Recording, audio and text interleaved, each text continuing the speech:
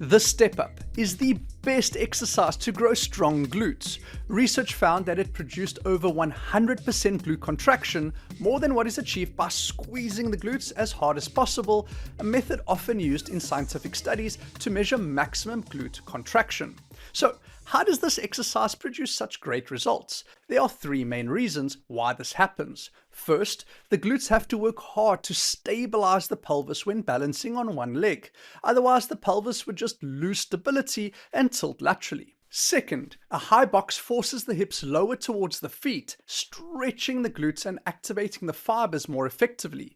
A paper published in 2012 showed that boxes of around 45 centimeters produced the best results. Just note that this was a study done on female athletes, so if you're a taller male, an even higher box may be needed to elicit a similar response. In my internal testing, I did find an increase in glute activity when increasing the box height from 41 centimeters to 61 centimeters, but the difference was marginal. And third, to stand up on the box, the knees have to travel ahead of the toes. This position shortens the hamstrings, which reduces their contracting potential. Think of if I were to hold my bicep in a shortened position. I wouldn't be able to produce much force from here, whereas from a lengthened position, I have all this range of motion to produce maximum contractile force. So the step-up starting position prevents the hamstrings from becoming overly involved in the movement. I've validated the effectiveness of this using my own EMG muscle data, which showed overwhelming glute dominance over the hamstrings. And there are elite athletes using various variations of the step-up in their training. Matt Fraser, the most dominant CrossFit individual athlete, used the stair climber, a variation of the step-up, as one of his key exercises while preparing for his 5th CrossFit Games title. This is what he had to say. I wish I found this earlier in my CrossFit career. For low impact, long time domain workouts, it, in my opinion, is the best tool. He actually used the step up as a conditioning exercise because of how effective it is at increasing the heart rate. One reason it's so effective is that it targets the glutes, the largest muscle in the body. And what happens when you use more of the body's largest muscle? It requires more oxygen, of course, which triggers an aerobic response. But you can also sustain that aerobic stimulus for longer because you're using one leg at a time. As you cycle from leg to leg, the other leg gets a short rest interval to recover enough for the next cycle. This is unlike bilateral squats where both legs are under tension the entire time, causing them to fatigue sooner. That's why you can't do air squats non-stop for 20 or 30 minutes, but you can with step-ups. Another thing Matt Fraser pointed out is that he felt the step-up was easier on his joints. I agree, especially when it comes to the lower back. The traditional squat requires really good mobility, which, if you lack, can put you in positions that can be dangerous for your back. But the step up, as long as the platform is not too high, it's much easier to maintain a neutral spine, which is safer over many repetitions. And because you're loading your entire body weight on one leg, you don't necessarily need an external load to elicit a strength building response from the legs. Personally, I've been using the step up as a squat substitute for a while now to help me become a more glute dominant athlete. But to be clear, this doesn't mean I dislike traditional squats. It's just been a short-term strategy to develop greater glute dominance. In the long run, this will make me a better squatter overall. During this time, I've also been experimenting with some optimizations using science-backed methods to make this exercise even more effective for building my glutes. And what I've discovered is going to blow your mind. Using the techniques I'm about to show you, I increased my glute activity in this exercise by 67%. Now I'm going to show you exactly how to use the step up to make insane glute gains and become a more glute dominant athlete. I've tested these techniques using high-tech EMG muscle tracking shorts to measure glute activity and hamstring activity. As a baseline, I began with a standard step-up on a relatively low box, 41 centimeters high. This setup actually resulted in higher hamstring activity relative to the glutes. Normalizing my data to 100%, my results showed 47% glute activity versus 53% hamstring activity. I then increased the box height to 61 centimeters. This adjustment marginally increased my glute activity by 1 percentage point compared to the lower box height, but still, my glutes weren't the dominant force. Next, I put on silicone toe spacers to help increase my footprint and base of support. This simple modification gave me a significant bump in glute activity, finally making them the dominant hip extensor. This was actually the second time I found silicone spacers to improve my glute function. The first was in the goblet squat. I've been saying for a long time that if you can improve your toe alignment and overall foot function, you'll create a stable foundation for the larger muscles upstream to work more effectively. And once again, I validated this point. If you want to find the silicone spacers we use and recommend, go to bfs.fit and click on our Barefoot accessories page. Another option is to train in toe separation shoes. We list 2 brands that make the style of shoe in our Barefoot shoe finder, which you can access through bfs.fit. The third modification I introduced was adding hip rotation. I internally rotated the hip at the bottom of the movement and externally rotated as I stepped up onto the box. This added rotation significantly bumped up my glute activity, making them by far the most dominant of the 2 hip extensors.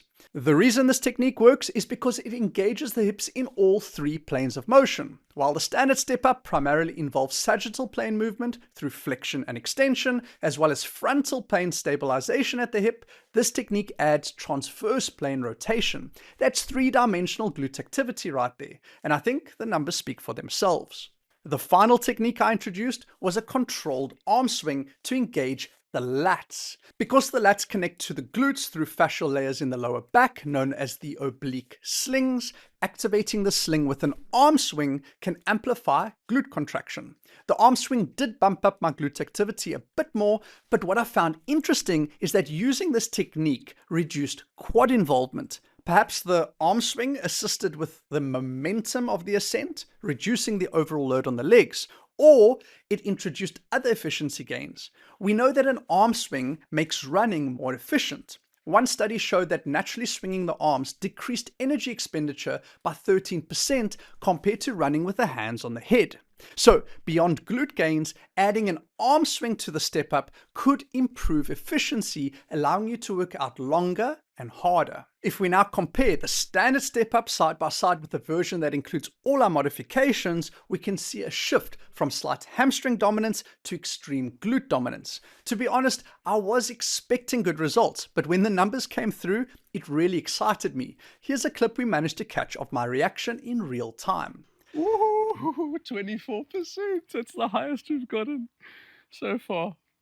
I just love it when research is validated through practical application. Now we have something we can use every day, knowing it will benefit us. Okay, let's do a quick recap before we move on to the most important part of the video. We took the standard step up, which has already been shown in scientific studies to elicit more than 100% maximum voluntary glute contraction, and increased glute engagement way more by using a higher box, widening the foot's base of support with toe spacers, and adding hip rotation and arm swing. And we validated all this using live EMG muscle activity data. But here's the thing, if your body is not functional enough to utilize these techniques, then you likely won't benefit from them. Worse, they could lead to injury.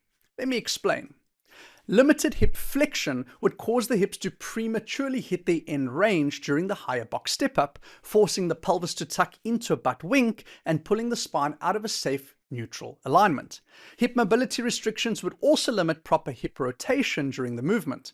Once again, this limitation causes the spine to compensate by rotating instead. So in essence, tight hips would cause the step up to become more of a lower back exercise than a glute exercise, which is both inefficient and taxing on the lower back. Tight ankles would prevent the knees from traveling over the toes, which would keep the hamstrings in more of a lengthened and active position, reducing glute dominance.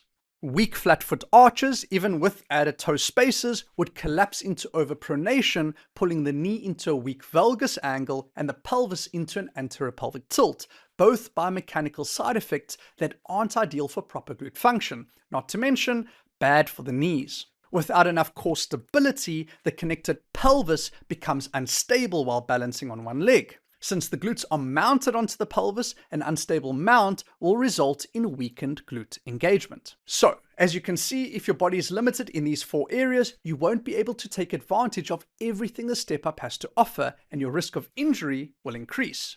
To be clear, this applies to most exercises. For example, a recent study tracked 258 recreational runners over 12 months of running and found that 51% of them incurred an injury within that year. That's more than half, and many other studies reported similarly high injury rates for running. It's a crazy statistic for an exercise that is practically coded in our DNA. I mean, no one teaches a child how to run. The problem is simple. We've lost the fundamentals of mobility, stability, and proper movement mechanics needed to exercise safely and efficiently. The type of exercise, so long as it's a natural movement, is irrelevant.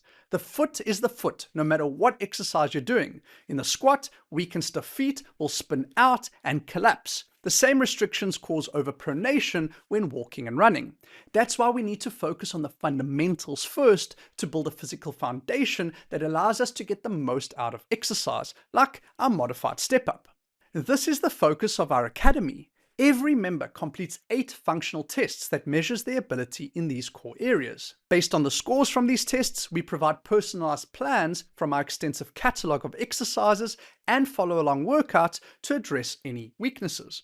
Once these weaknesses are addressed and a strong foundation is built, our members can start taking advantage of more complex movements like our modified step-up to further develop strength. If you want to start building a strong foundation through your feet and glutes, then visit our academy at bfs.fit and begin your 7-day free trial. I'm personally active in the members chat groups on a daily basis, answering questions and helping everyone along. So I look forward to seeing you inside.